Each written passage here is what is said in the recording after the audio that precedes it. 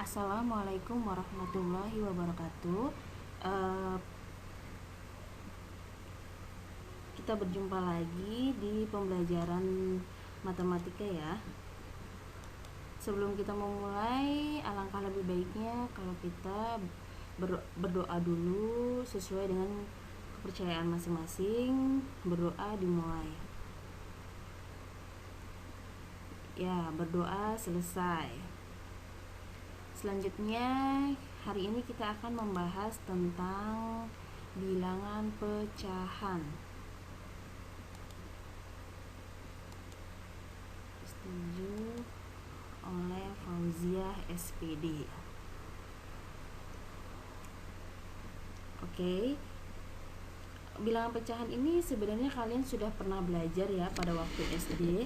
Cuman hari ini kita akan mereview kembali pelajaran-pelajaran yang masa lampau ya. Jadi hanya mengingat-ingat kembali ya. Jadi tolong diingat-ingat kembali pelajaran tentang pecahannya. Dan jika misalnya kalian kurang mengerti, bisa bertanya kepada ibu ya. Oke. Pecahan. Nah, apa ini? Nah, ini adalah gambar pecahan dari sebuah gelas. Nah, berkeping-keping kan? Pernah lihat ini enggak nih? Sebuah gelas jika terkena getaran dapat pecah berkeping-keping. Bagian pecahannya lebih kecil daripada ketika gelas masih utuh. Menurut kalian, samakah jumlah seluruh pecahan gelas dengan satu gelas yang utuh? Ayo, kira-kira sama apa enggak? Ya, benar, sama ya. Jadi kalau seandainya ada gelas pecah, terus habis itu pecahannya kita kumpulkan, terus kita sambung-sambung lagi, pasti akan jadi sebuah gelas yang sama ya. Cuman kalau yang tadi itu bentuknya kepingan, kalau yang itu gelasnya masih utuh ya. Jadi sebenarnya sama aja. Nah, kan? Oke.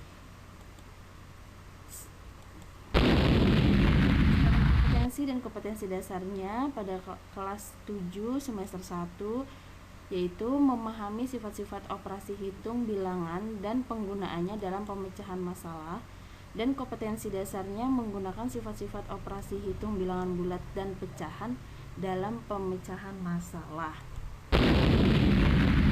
Pelajaran pada kali ini yaitu kalian dapat mendefinisikan pecahan, kalian memahami pecahan senilai, dapat menyederhanakan pecahan, dapat menyatakan hubungan antara dua pecahan, dan dapat mengubah bentuk pecahan ke bentuk yang lain. Ya. Fauziah SPD. Pecahan. Cerita ini. Wow, ada kue nih yang ulang tahun nih. Siapa nih yang hari ini ulang tahun? Nah, misalnya ini ada kue ulang tahun. Nah, ibu mempunyai sebuah kue dipotong menjadi 3 bagian, diberikan pada 2 anaknya. Nah, anaknya namanya Ani mendapatkan 2 potong dan Wati mendapatkan 1 potong. Deskripsikan bagian yang didapat pada masing-masing anak. Berarti kalau seperti ini, berarti si Ani ini mendapatkan 2 potong, berarti dia mendapatkan 2/3. Sedangkan Wati mendapatkan 1 potong, sehingga nanti tulisannya Wati mendapatkan 1/3. Sampai sini paham ya? Nah, ini ada yang diarsir adalah 1 ya. Sedangkan ada 3 kotak, berarti dia 1/3 karena 1 dari 3 bagian. Selanjutnya, nah ini 3 yang diarsir 3, tapi kotaknya ada berapa? 1, 2, 3, 4, 5, 6. Berarti ini tulisannya 3/6. Jadi pecahan itu apa sih? Oh, ada yang tahu pecahan itu apa? Oke, pecahan itu adalah bagian dari satu kesatuan yang utuh. Jadi dia hanya bagian dari keseluruhan. Contohnya misalnya ini 1. Oh, bagiannya cuma 1, berarti 1/3. Ini juga 3/6. Jadi ingat-ingat ya, apa itu pecahan? Pecahan itu adalah bagian dari satu kesatuan yang utuh. Kalau perlu catat ya anak-anak. Namanya pecahan senilai. Lihat kue berikut. Nih kuenya ya, enak banget nih ya. Nah, ternyata ini digambar, ini yang diarsir itu 1. Berarti ini dapat berapa ini? Berarti ini gambarnya apa? Berarti 1/4. Oke, pinter. Selanjutnya kalau kayak gini. Oh, dia dapat berapa nih? Oh, 2. Dari berapa? 1, 2, 3, 4, 5, 6, 7, 8. Oh, berarti ini berapa? 2/8. Nah, yang ini berapa nih? 1, 2, 3. 3 dari berapa? 12. Berarti 3/12. Nah, coba lihat. 1/4, 2/8, 3/12. Kalau kita lihat gambarnya, ini sama kan? Bagiannya sama ya. Tuh, besarnya sama ya, cuman beda nilainya aja. Yang ini 1/4, 2/8, dan ini 3/12. Jadi ini yang dinamakan dengan pecahan senilai. Pecahan senilai itu adalah memiliki ukuran yang sama tapi angkanya berbeda. Nah, jadi ini sebenarnya 1/4, 2/8 sama 3/12 ini adalah nilainya sama, besarnya sama, cuman angkanya yang berbeda. Oke, paham ya? Jadi kalau misalnya gimana cara mencari pecahan senilai? 1/4 tinggal kita kalikan aja 2/2, berarti atasnya dikali 2, bawahnya juga dikali 2, berarti 2/8.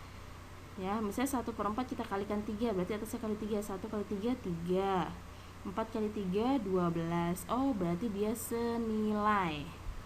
Ya, kalau senilai itu berarti tinggal kita kalikan angka yang sama. Atasnya dikalikan yang sama dan bawahnya juga dikalikan yang sama biar adil. Jadi matematika itu juga mengajarkan tentang keadilan. Oke. Dari gambar, apa yang dapat kalian deskripsi tentang pecahan senilai? Jadi pecahan senilai itu apa? Pecahan yang memiliki ukuran yang sama tapi angkanya berbeda. Paham ya? Catat kalau perlu.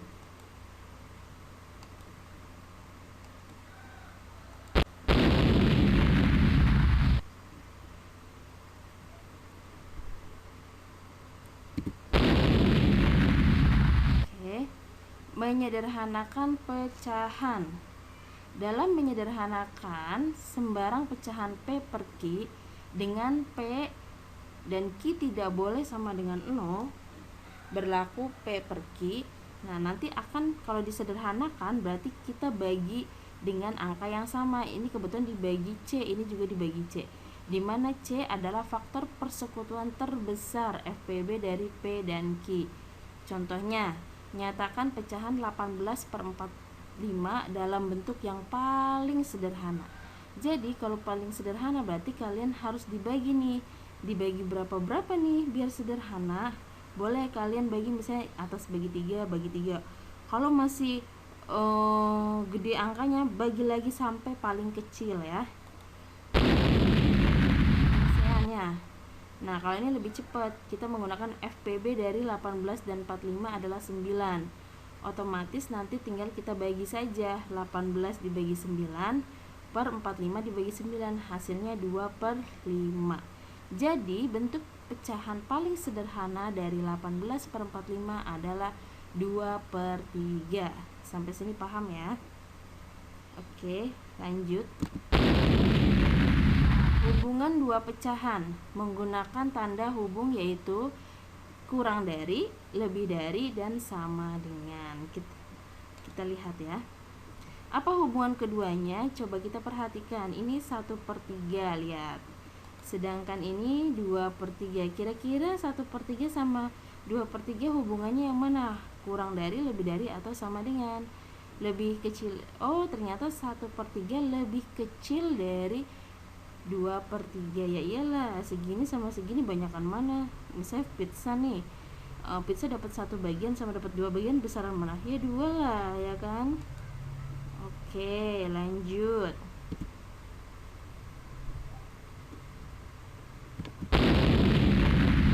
Nah, bentuk lain pecahan adalah yang namanya bentuk campuran. Temukan bentuk pecahan campuran dari 35/4 dengan metode hasil dan sisa pembagian. Jadi ini kan ada nih pecahan, dia besar angkanya 35/4. Nah, kita mau rubah ke dalam bentuk campuran.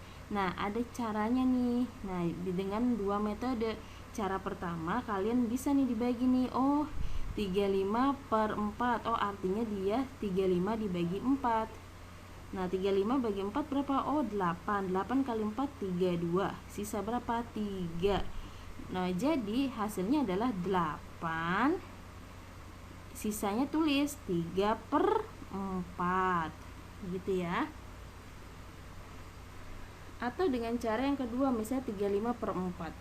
Yang mendekati 35 itu yang kelipatan 4 berapa? Oh, 32/4 ditambah 3/4, ya kan?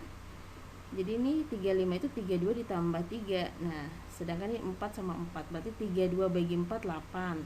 Ditambah 3/4, berarti 8 3/4. Terserah kalian mau pakai cara yang mana. Mau pakai cara yang pertama boleh, pakai cara yang ini juga boleh.